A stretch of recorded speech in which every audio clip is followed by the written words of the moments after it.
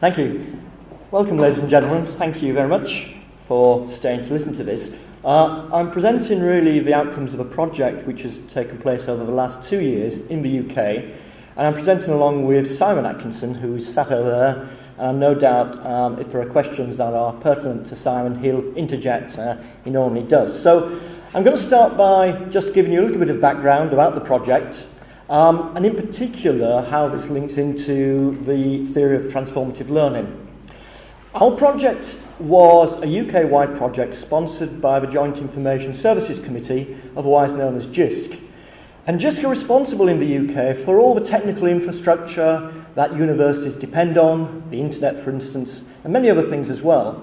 But increasingly, they've begun to fund projects that are focused on pedagogy, and in particular, what academics and staff and researchers might want to do in terms of learning and research. One of those projects is a digitisation project in order to make what would otherwise be inaccessible resources, such as newspapers, for instance, accessible to a wider cross-section of the community. And our project was focused on a digital collection around news film, which I'm going to illustrate in a moment and talk about.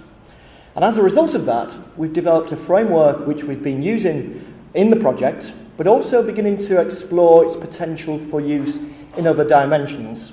Simon gave a short paper, for instance, earlier in the week, where we were looking at trying to map the affordances of Web 2 technologies against the framework. So this is very exploratory, and we're interested really in feedback. It's very iterative, and I'm hoping that as a result of the presentation, we'll be able to get some feedback either live or perhaps you'll contact us as a result, and leave addresses at the end. First of all, just to give you a flavour. It's illustrative really of the archive that we were working with, because in any kind of archive, in this case archive about news stories, there's a range of materials. This is one of those stories that's typically the last thing to come onto the news. It's called an "and finally" story, light-hearted, intended to round off the news stories, and they're still very, very common today. But what we were interested in is how could you actually use this kind of material? And some of it is very different to this, but how could you use it in support of student learning? And that's really what the project was about. So we had 3 things we had to do in this project, because it was a national project intended for academics across the UK, and it was the first time that JISC, as they're known, had actually thought about how will end users actually incorporate these materials into their practice. There's been a lot of digitisation take place, a lot of projects have actually turned resources into digital resources, but the evidence seems to suggest that they don't get very widely used. So our project was called an assisted take-up project. It sounds fairly common sense really, that if you digitise it, you'll try to give people some ideas on how they might use it. But in fact, it was quite rare, and this is the first project of its type within the UK context. So there are 3 strands. One is to give some pedagogical ideas and exemplars as to how it might be incorporated into teaching and learning. One was technical, because people might want to edit some of those materials. Increasingly, they might want to repurpose. So we gave some advice around that. And one was around case studies. And in fact, the project, which I'll show you the page in a moment. If you want to, you can go and have a look at this. It does contain some media-rich case studies, which are all authentic, and they feature real users, both lecturers and students, using this material. That is in fact the website. It's now live. It's waiting for a permanent address, so at the moment it's just numbers. But if you're interested, you can go and have a look at the materials we've produced. And in fact, it would be very valuable if you take the time to register. You just need to provide your email address. You can actually leave comments in a kind of YouTube-style interface. The whole idea was to try to develop a resource that would be a community resource. And in that sense, we were looking to try to ensure that people actually contribute to the resource and provide examples of their own. So please, if you've got a chance, that would be great. But the real purpose for talking to you this morning was really to show the implications of this in terms of teacher learning and in terms of the transformative potential of a framework that we've developed. And the reason for doing that is because we were also given the task of developing a template that could be used with other collections. And I think this is what makes what we've been doing, I hope, transferable to different contexts. You probably cannot get into our News Film Online collection as it stands because it's authenticated through UK Access. But there are plenty of collections of all kinds of resources available worldwide. And I think one of the drives that we're beginning to see is an open source movement which is making more and more of these collections widely available worldwide. In the case of our project, we actually were asked to try to devise a template that would work not just with film, but with newspapers and parliamentary papers, journals, and sound archives. So that was the nature of our task. And the research questions that we're actually looking at in this paper, and obviously a lot more detail in the paper than I have time to explain here. First of all, to what extent does the framework that we've created actually represent a disorientating dilemma for adult educators? I'll come back and explain the terms in bold, disorientating dilemma, in a second. How far does the framework transform participants' meaning structures? Does the transformation impact on their practice with technology and pedagogy? And what are the implications in terms of professional learning for educators? The project we were working with was focused on, or is focused on, the tertiary sector. So it's for further education and higher education. But I'm beginning to feel, and I'm sure Simon would agree here, that many of the implications are applicable across education generally. But I'd be interested in having your feedback at the end. Why these questions? Well, the main reason for these questions was we were very concerned, and still are very concerned, that what you might call the default position for using resources such as video tends to be very one-dimensional. We've called it a presentational default, in the sense that quite often these resources are used passively. Students are doing what you're doing now. They're left to watch quite long clips. It's our experience that sometimes lecturers will show a very long, unedited piece of video with very little thought about what the students are actually doing. What's happening cognitively on the part of the students? And we wanted to challenge that with a design that was provocative and deliberately intended to focus on student engagement. What are students doing when you show them a piece of video? What are students doing if they're asked to look at YouTube? Not just watching, but cognitively, what are they engaging with? So we're interested in whether or not the framework, which is in a sense quite different to the normal way in which academics would engage with resources, whether that transforms their thinking, their perspectives and beliefs, and whether any of that actually impacts on what they do in the classroom. Just a little bit on transformative learning theory. You may have come across that. If not, it's basically the work of Jacques Mezirow, who started writing in the mid-1970s. He's the person most closely associated with transformative learning theory. He's written many books since, and there have been many other followers of Mezirow who have written around what Jacques Mezirow wrote back in the 70s. Although he's written many different books, his basic ideas have remained relatively stable. And what's quite interesting is that it seems to offer, for us, an insight into how academics and adult educators actually think and how they might change and modify their beliefs and possibly their behaviours. And I was interested in this because, having looked at a lot of literature on adult learning, the one thing I really was interested in was the element of critical reflection. It picks up on the paper that we've just listened to and a number of the themes that we've been talking about in this conference. How do adults reflect, and what impact does that reflection have? And Mezirow talks about that a great deal. Mezirow, in fact, I should have said in the previous slide, Mezirow's first study back in 1978 was about a group of returning mature students, a group of women, 80 women in fact, coming back after maternity leave into an education programme. And he identified the different phases that they went through in reconstruction, if you like, their career, their educational career, which had been interrupted. And in particular, he identified these 10 phases, the first of which he classed as the disorientating dilemma. Now, in this case, the dilemma really was coming back into formal education, but it could be many other things. It doesn't necessarily have to be a large-scale activity or event. It could be a series of small events that cumulatively make for some kind of dilemma. Mesereau identified then that learners typically examine their existing assumptions, often feeling guilty, not literally, but metaphorically, a sense of guilt and shame. They then begin to assess those assumptions. They move through a process of discontent and transformation, often involving other people, beginning to look for new roles, new ideas, new assumptions.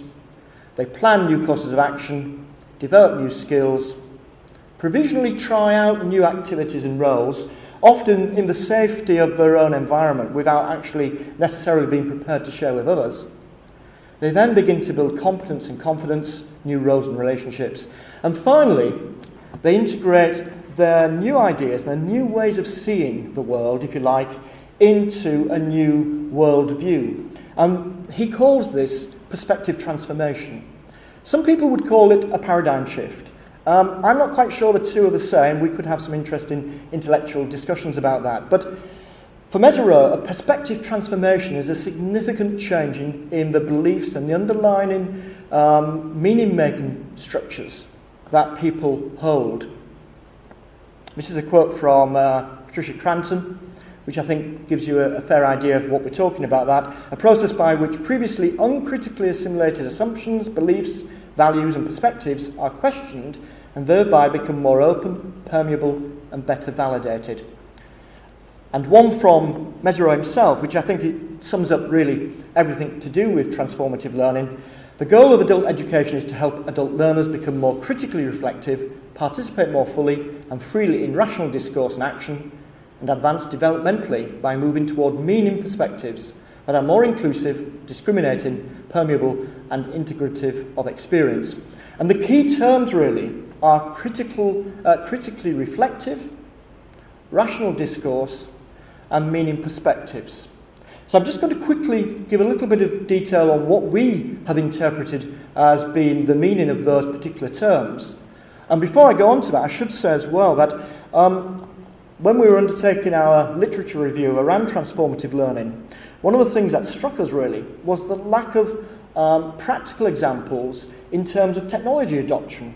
We really thought that it was such an obvious area for research that it would have been very widely covered. In actual fact, we found very little in transformative learning literature relating to the adoption of technology. But one person who bucks the trend is an American academic called Kathleen King, and she has published quite widely around the use of transformative learning to understand technology adoption on the part of educators. But that's fairly rare, and I think is an area for development. The references are there, and obviously you'll be able to pick those up in the paper as well. In terms of a disorienting dilemma, it can be anything. Mesereau quotes one extreme as a death, obviously very disorientating. But at the other extreme, it could be small-scale things which strike you and make you think differently and particularly force you to reconsider your assumptions. Now, for most people, they don't actually do anything with it. They don't necessarily reconsider their assumptions, and therefore it has no effect. So the critical stages are about actually the critical reflection and the rational discourse that Mesereau argues makes for a real difference. What typically happens when people are presented with a disorientating dilemma is that they reject the unexpected. Rather than modify their existing beliefs, most people reject and they put it away and argue it doesn't fit my mindset, it doesn't fit what I already believe, so it can't be correct. Occasionally, we question our expectations.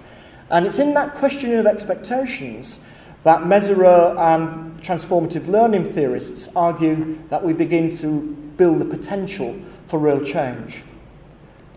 So, the role of critical reflection in all this is really, really important because it's about stepping back and being aware of the assumptions, deconstructing your assumptions, and thinking about the disorientating dilemma that's being presented. And just to finish this section, Mesereau talks about 3 stages of reflection, becoming progressively deeper and more meaningful. He talks about content reflection, process reflection, and premise reflection.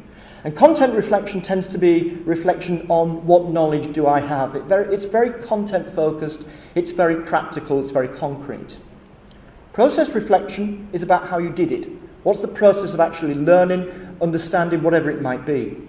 Premise reflection, although it's unusual, is about challenging the underlying assumptions themselves, about the premises upon which the evidence that you're receiving is actually based. And so what we were interested in doing was looking at how far the framework that we've developed would actually encourage adults, and in this case educators, to undertake this kind of reflection. We've worked to date with about 80 adult educators across the UK, and indeed recently overseas as well. This in fact was a workshop we ran in Sydney last week, and we ran a workshop in New Zealand as well, where Simon, my colleague, has now moved. In that period, we've worked with about 80 participants, and the paper is based on the responses from those 80 participants from a range of different universities and different contexts in the UK. And our methodology was very much around focus groups. We were very interested in how individuals interpret meaning from what they're actually seeing and receiving. And so we actually videoed and fully transcribed all of our data so as to be able to analyse it later. The framework looks like this. There isn't time to go into a lot of detail here, and in fact it's been reported in other papers which I can direct you to. But it's got 2 axes. It's got an axis about design. So along the bottom you've got a series of designs. These designs are all about what students are doing. It's not about what teachers are doing. The notion here is what are students engaged in doing. So for example, the conceptual design, which is actually divided into substrands, is about things like analysis, extrapolation, synthesis. And the focus is, if you're using a resource with students, what are they doing when you're using it in terms of analysis, in terms of synthesis, and so on. We've also mapped this against learning spaces, because we're quite interested to see how the activity varies in different spaces, picking up again on the theme of the conference, and particularly, I think, the keynote this morning.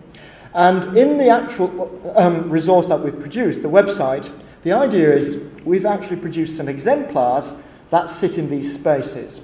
And academics can refer to the exemplars. They're all video screencasts to get some idea as to how they might use that type of resource in that type of space. And very briefly, this is the kind of resource we've produced, the exemplars that we've produced. This is a brief introduction to inquiry as one of the learning designs.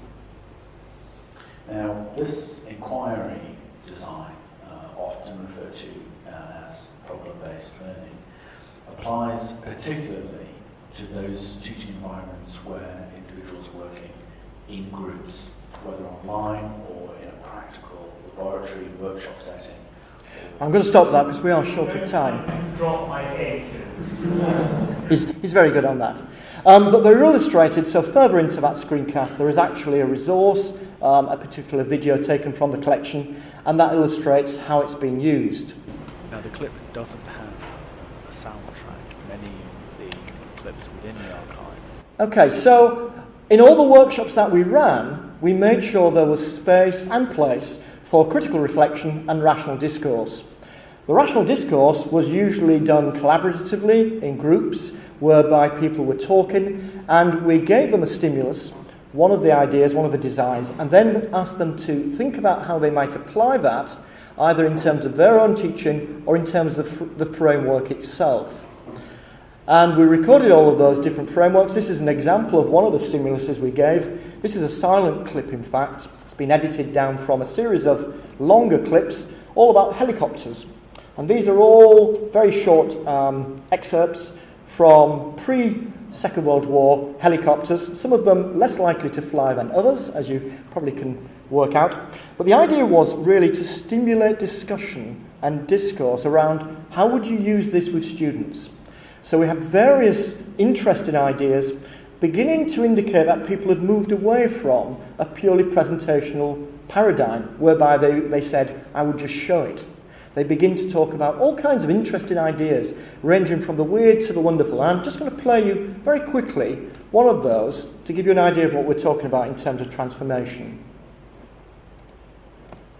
These are two academics talking about how they might use that video on the helicopters.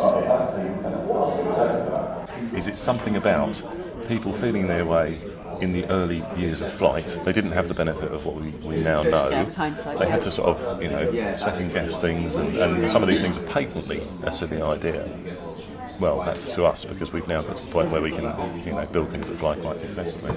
Maybe there's something. Sorry, go on. I was going to say, could we do an activity then that relates to how something like this illustrates how we have to go through a series of gradual steps to get to the end point that we want, i.e., and make that comparable to Web 2 technologies, today's technologies? Yep. Now, I'm not sure quite how much you could hear of that. The sound's not great, and we were recording it live. But what they were actually talking about was really quite interesting when we analysed it, because she was talking about quite a different use to the one he was talking about. His idea was quite concrete. It was around, we could use it to show engineers how helicopters fly and how stupid these people were with these prototypes. She actually moved on to talk about, well, we could use it almost metaphorically, figuratively, to teach about something quite different, in this case, Second Life. And we could illustrate how people are very critical of Second Life at the moment, often because it doesn't represent, visually doesn't represent the world as we know it. But that could just be a stage. And as we move forwards, what looks silly at the moment, like the helicopters, will become more mainstream and less different to us. So we thought that was really good evidence to suggest that users were beginning to engage in a different type of way. And when we analysed the findings, we coded them up into two groups, and we realised that, or we believed we realised, that they formed two ends of a continuum, some which were critical, some which were affirmative. When we say affirmative, I'm talking about affirmative to the approach we were taking. And although I haven't got time to explain all those, if I just pick one, for example, let's pick outside the box. These were quite rare, but these were people who came up with some use or interpretation of how to use the resource that was totally left field, something we hadn't anticipated. A really good example, an academic from our own university came up with a particular use of a clip we'd shown about a science interview, talking head interview, and argued you could use that, again, metaphorically, how he could use that for a purpose that was quite different to the one we'd intended. And we thought those comments were very affirmative. On the other side, there were comments which we felt were negative, and we've listed these here with some codes. Epistemological is a good one. We had a number of people who said, well, you can't use video like that because you're actually destroying the inherent quality that makes a video. In this case, we'd taken the soundtrack off. And we had a media specialist, which is interesting, who argued, well, you're privileging the sound, the visuals over the sound, and that's not on. So we had two ends of a continuum. When we thought about it further, we actually began to realise that in actual fact they weren't a continuum. We didn't think it was a continuum at all. And we've replaced that with a kind of ripple metaphor, because it seems to us that Mésiro's disorientating dilemma is the stone that you throw into the middle of the pond, which creates the ripples that emanate out.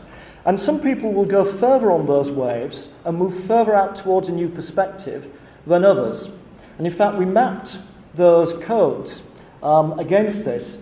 And although you won't really get the detail without looking at the paper, that's a subtle hint to go to the paper, by the way, you can see that some are further out than others, and particularly the purple ones, where we thought people were really moving towards a new paradigm, a new perspective on using these resources, more in line with what we were proposing than where they were starting. So that gives you an overview of our project, of the findings that we've collected. I'm going to really just sum things up. We have actually now moved into taking this into an actual project, and we've got a module online that we're developing, which is entirely based around the principles that I've explained. It builds in reflection, it builds in rational discourse, and we're running that at the present moment. If you're interested, there is a web link to that, because it is available worldwide. And those are two links, again, to various resources that we've tried to use to disseminate what we're talking about. And that's our lines of inquiry for the future. Thinking about, first of all, whether or not we can turn some of those learning patterns that we've shown you into designs that others could use, reusable learning designs, testing and evaluating the framework in other contexts, and beginning to understand over a longer period of time what transformative learning really means. That's it.